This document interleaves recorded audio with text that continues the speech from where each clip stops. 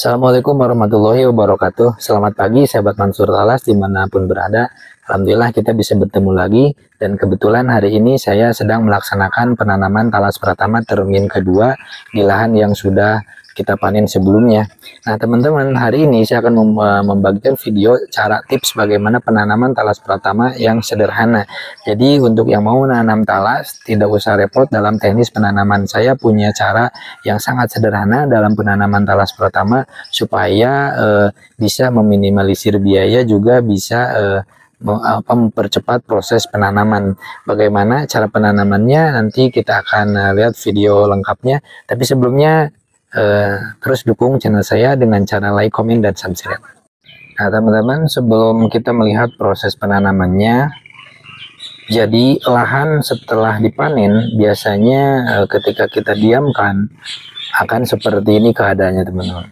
Jadi banyak tunas-tunas yang tumbuh dan juga banyak rumput atau gulma yang tumbuh juga karena sisa-sisa pemanenan.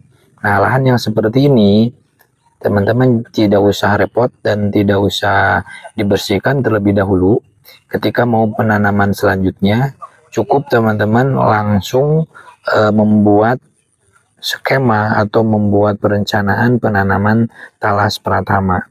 Ya, hari ini saya menanam talas pratama dengan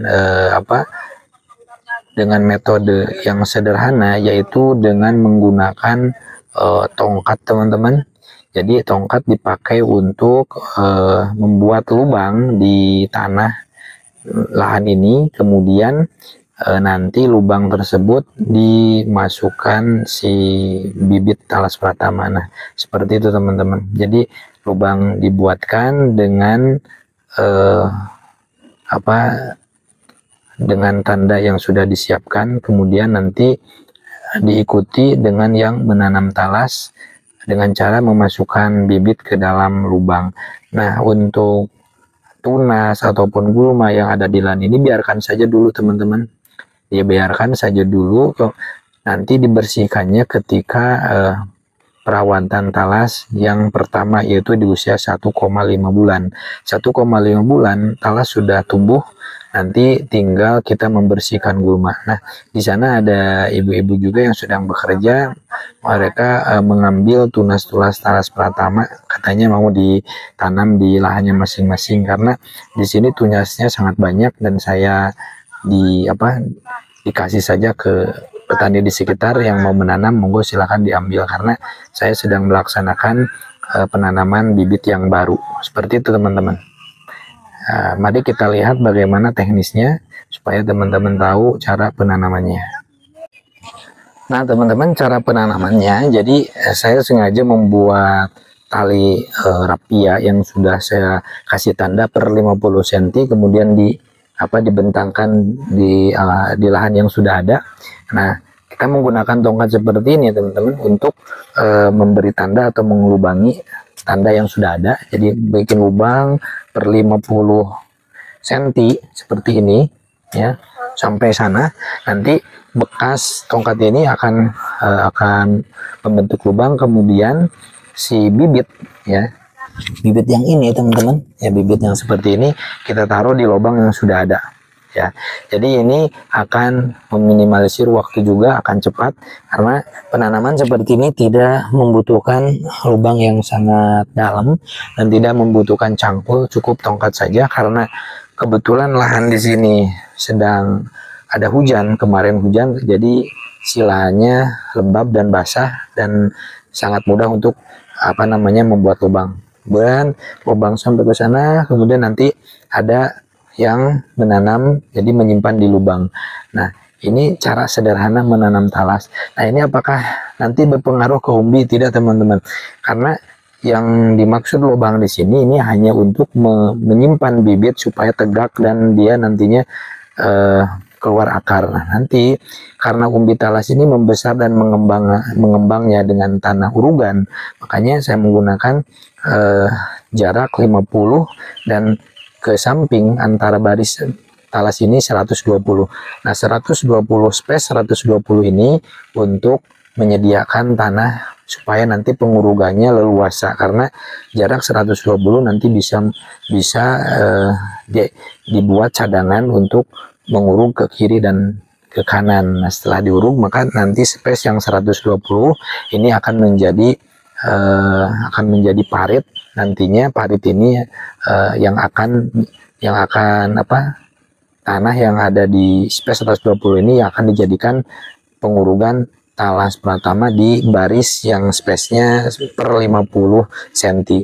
Jadi walaupun lahannya datar ataupun lahannya bergelombang itu tidak apa-apa, yang penting tanam aja dulu, kemudian nanti perawatan lahan nanti sambil perawatan talas pratama.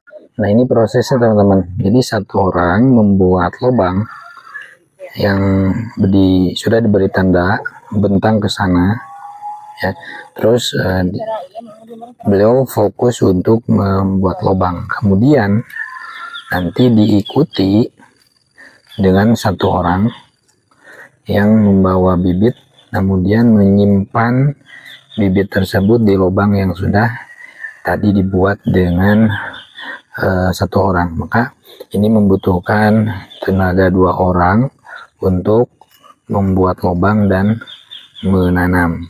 Nah, walaupun lahan ini ada bekas guludan, ada parit, ini tidak apa-apa, meskipun nantinya si penanda ini menyeberang atau memotong guludan, ini tidak jadi masalah, karena nanti kita akan merapikannya ketika di usia 1,5 bulan. 1,5 bulan waktunya perapian lahan dan waktunya penimbunan perdana serta pemupukan, seperti teman-teman. Nah, adapun yang lainnya ini sedang mengambil tunas-tunas yang tumbuh, sisa-sisa panen, karena tunas-tunas yang tumbuh ini dia tidak beraturan, makanya diambil untuk mungkin dimanfaatkan atau ditanam kembali supaya nantinya tidak tumbuh terlalu besar, sehingga nanti akan kebingungan ketika perawatan, karena tunas talas ini semakin disimpan di kebun dia akan semakin tinggi dan membesar. Makanya kita pangkas terlebih dahulu, kita ambil supaya bibit yang baru ini nanti pas tumbuh akan kelihatan rapih. Nah, teman-teman, penanaman seperti ini bisa dilakukan dengan syarat si tanah gembur kemudian basah ya, keadaan lembab atau ketika musim hujan. Kalau tanahnya keras atau lagi musim panas, sistem seperti ini tidak bisa dilakukan, karena untuk membuat lubang ketika musim panas, si tanah ini biasanya keras ataupun seperti pasir, maka tidak akan terbentuk lubang. Jadi untuk penanaman seperti ini disarankan sedang musim hujan dan tanahnya ini tanah gembur ya. Nah, kemudian bisa menggunakan sistem ini ketika sudah beberapa kali, minimal 2 kali penanaman talas. Kalau misalkan perdana penanaman talas ini tidak direkomendasikan ya, tidak direkomendasikan, karena untuk yang perdana penanaman talas itu wajib dibalik dulu tanahnya, atau menggunakan garpu atau kultivator dibajak supaya tanahnya bisa terbolak-balik. Nah, penanaman ini dilakukan karena saya kemarin sudah menanam menanam 2 kali di lahan ini. Jadi untuk penanaman yang sekarang saya menggunakan penanaman yang seperti itu. Jadi ini juga penanaman ini saya lakukan karena menghitung operasional ya, kemudian menghitung waktu. Jadi untuk penanaman ini sekitar 1000 pohon, insya Allah ini bisa beres dalam 1 hari. Kalau misalkan kita membuat lubang dengan diameter besar, ini tidak akan beres 1 hari teman-teman. Jadi penanaman ini sangat sederhana dan juga meminimalisir waktu, otomatis meminimalisir juga biaya operasional untuk penanaman. Nah, untuk perawatan, meskipun ini kelihatannya tidak rapi ya, kelihatannya belum begitu rapi, memang lahan ini belum rapi teman-teman, tetapi yang harus kita rapikan terlebih dahulu adalah barisan si bibit.